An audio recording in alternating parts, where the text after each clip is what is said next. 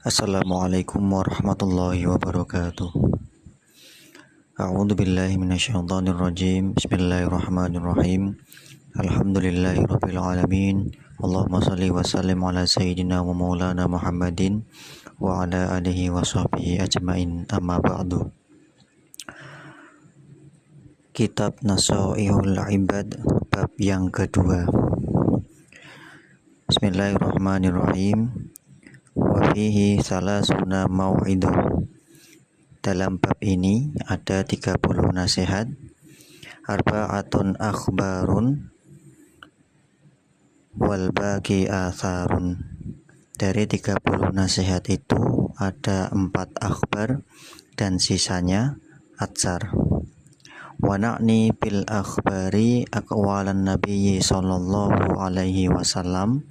Yang dimaksud dengan istilah akhbar adalah sabda-sabda ataupun dawuh-dawuh Nabi Muhammad sallallahu alaihi wasallam. Wa bil athari aqwala sahabati wa tabi'in. Dan yang dimaksud dengan istilah atsar adalah perkataan para sahabat dan para tabi'in. Makalah yang pertama, faminhu, di antara bab yang isinya dua-dua atau dua perkara.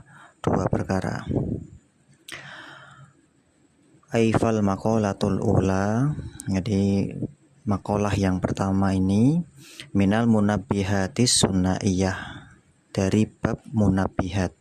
Apa itu munabihat? Yaitu nasihat yang mengingatkan supaya bersiap menuju akhirat, yang isinya dua-dua atau dua perkara.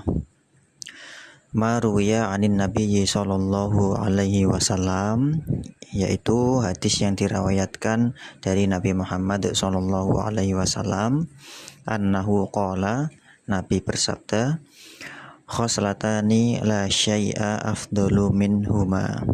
Ada dua perkara, tidak ada suatu amalan lain yang lebih utama daripada dua amalan itu. Apa itu? Al-imanu billah wan naf'u lil muslimin, yaitu beriman kepada Allah dan memberi manfaat kepada umat Islam. Dengan cara apa? Bil maqali au bil jahi au bil mali au bil badani, yaitu dengan ucapan atau dengan kedudukan atau dengan harta atau dengan badan.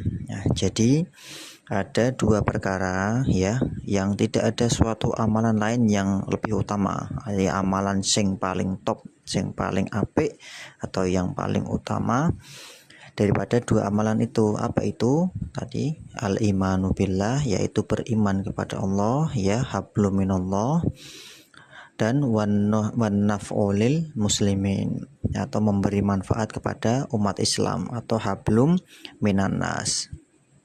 Nah, bagaimana cara kita bisa memberikan manfaat kepada umat Islam ataupun kepada orang banyak, kepada masyarakat banyak, kepada orang lain? Yang pertama yaitu bil maqoli, dengan ucapan ya, dengan ucapan ataupun dengan fatwa-fatwa ya, misal menjadi tokoh, menjadi kiai ulama yang bisa memberikan fatwa, itu ya, itu memberikan ucapannya atau fatwanya dengan yang baik, yang bisa memberikan manfaat untuk orang banyak, nasihat-nasihat yang baik supaya diikuti oleh umat banyak. Kemudian yang kedua, au bil jahi, atau dengan kedudukan ya. Kedudukan di sini bisa seperti jabatankah, atau mungkin orang yang memiliki pengaruh ya. Jadi dengan kedudukannya, dengan jabatannya, atau dengan pengaruhnya itu bisa memberikan maslahat, bisa memberikan jabatan-jabatan yang baik, memberikan keadilan-keadilan yang baik ya, sehingga bisa memberikan maslahat yang baik untuk orang lain, untuk masyarakat yang luas. Kemudian yang ketiga, au bil mali, atau dengan hartanya. Nah, semisal di antara kita ada yang diberikan anugerah oleh Allah, keberkahan dalam bentuk rezeki atau harta, maka bisa digunakan dalam hal yang baik, mungkin bisa bersedekah, bisa memberikan bantuan-bantuan dalam bentuk material, ya, dalam bentuk harta, maka dengan anugerah Allah kita diberikan anugerah Allah itu dengan kelebihan harta atau keberkahan harta, rezeki yang banyak, maka bisa kita tasyarufkan untuk memberikan manfaat dan maslahat bagi orang lain. Dan yang keempat adalah aubil badani, yaitu dengan badan. Badan di sini yaitu dengan fisik atau tenaga, ya. Semisal kita memiliki tenaga yang kuat, memiliki fisik yang hebat, maka gunakanlah itu untuk memberikan manfaat dan kebaikan untuk orang lain. Kita bisa membantu orang lain dengan tenaga kita.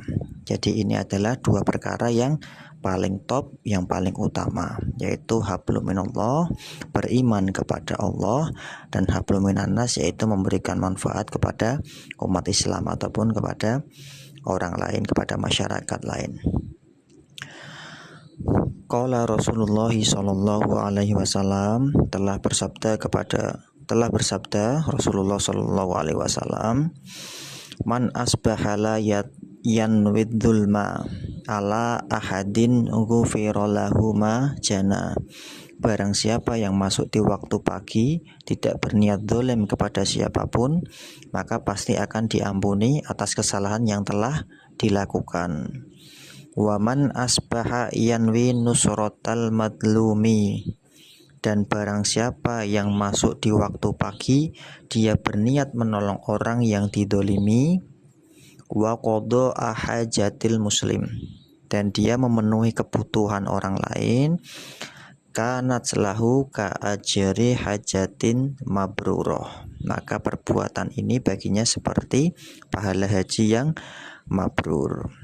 Jadi di sini dikatakan Nabi Dawuh atau Nabi Muhammad Shallallahu Alaihi Wasallam bersabda, ketika masuk di waktu pagi, ya, di waktu pagi misal kita itu mau beraktivitas, kita mau memulai setiap aktivitas apapun, kita tidak berniat dolim kepada siapapun. Jadi kita niatkan dengan baik, kita tata niat kita dengan baik, dengan ikhlas, kita memohon ridho kepada Allah. Nah, ketika kita tidak berniat dolim, maka pasti akan diampuni atas kesalahan yang telah dilakukan. Dan juga ketika masuk di waktu pagi, kita mau berniat menolong orang yang didolimi. Kita sudah berniat di waktu pagi dalam keseharian itu, ya. Kita mau membantu orang, ya, yang mungkin dia itu terdolimi dan memenuhi kebutuhannya. Kita membantu mungkin orang itu sedang kesusahan dalam sisi materi atau dari sisi yang lainnya. Lah kita berniat untuk membantunya, ya, atau menolongnya.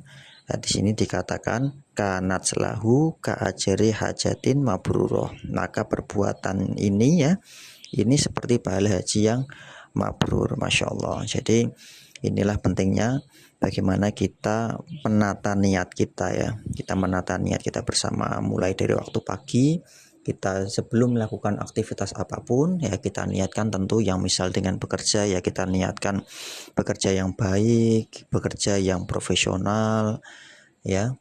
Kemudian yang mungkin sedang bersekolah atau sedang melakukan pendidikan, ya, kita niatkan untuk menimba ilmu, untuk mencari ilmu, mencari ridho Allah.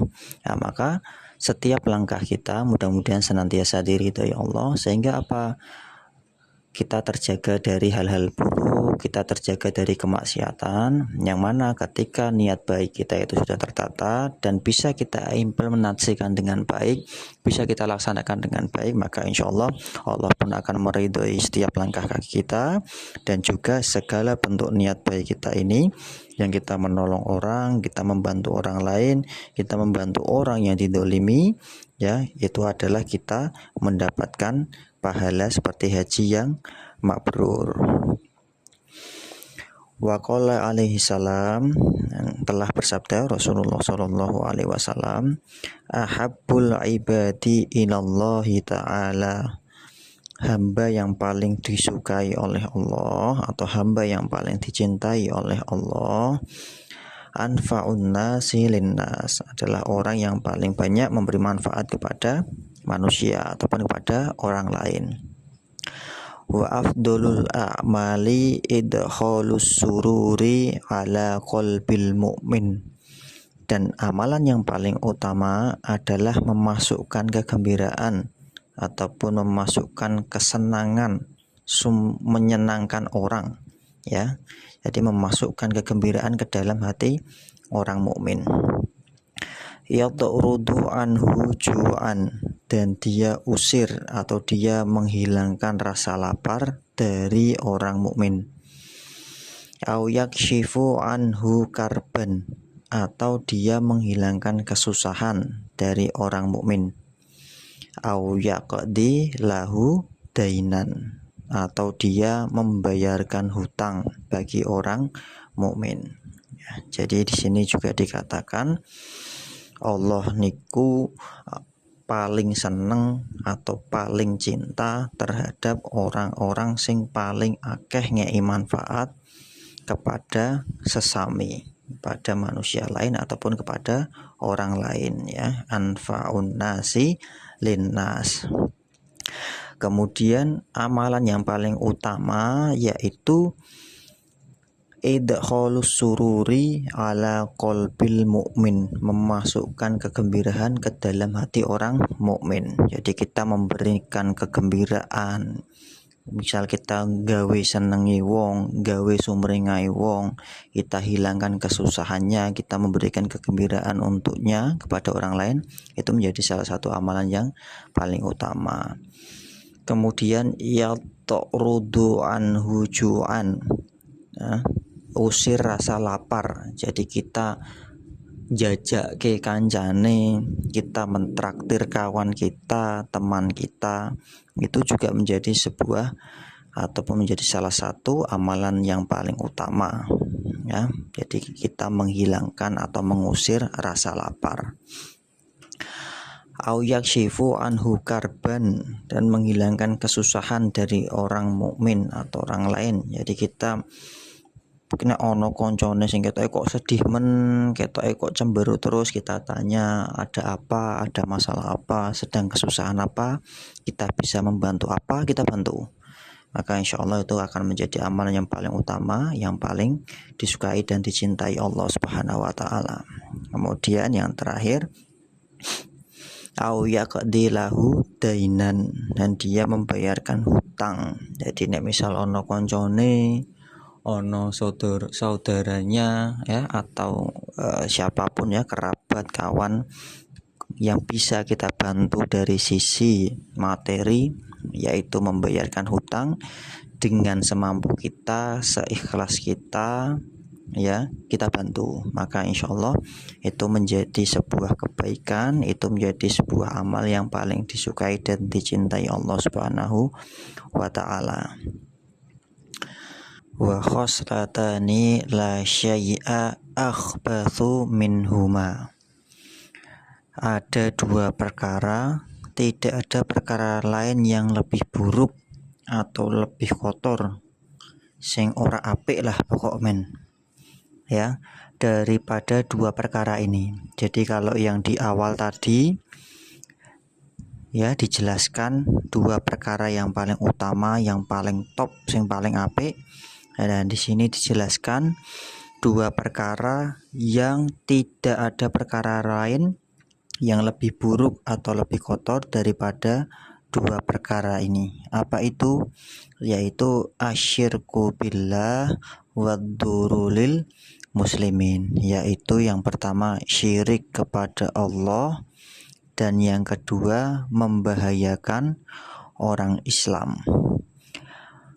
Fi abdanihim au amwalihim, ya, membahayakan di sini bisa membahayakan fisiknya atau bisa membahayakan hartanya.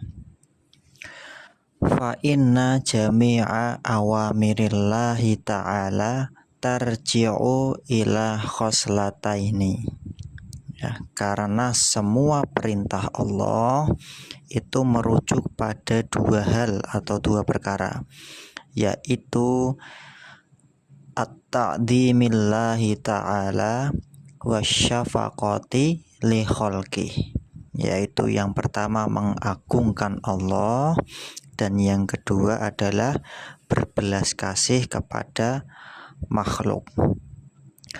Kaqaulihi ta'ala, ya, sebagaimana firman Allah, aqimus shalah wa atuz zakah, dirikanlah sholat dan bayarlah zakat. Ini di dalam surat Al-Baqarah ayat ke-34. Wa qaulihi ta'ala, dan juga sebagaimana firman Allah, ashkurli wali walidaika, ya, bersyukurlah kamu kepadaku dan kepada kedua orang tuamu. Ya, ini sebagaimana di dalam surat Luqman ayat ke-14. Ruwiya an Uwais al-Qarni annahu qala, ya, diriwayatkan dari Uwais al-Qarni, beliau berkata, marortu fi ba'di siyahati birohibin, saya melewati sebagian perjalanan saya di dekat seorang pendeta, lalu saya berkata, ma awwalu darajatin yarqahal murid,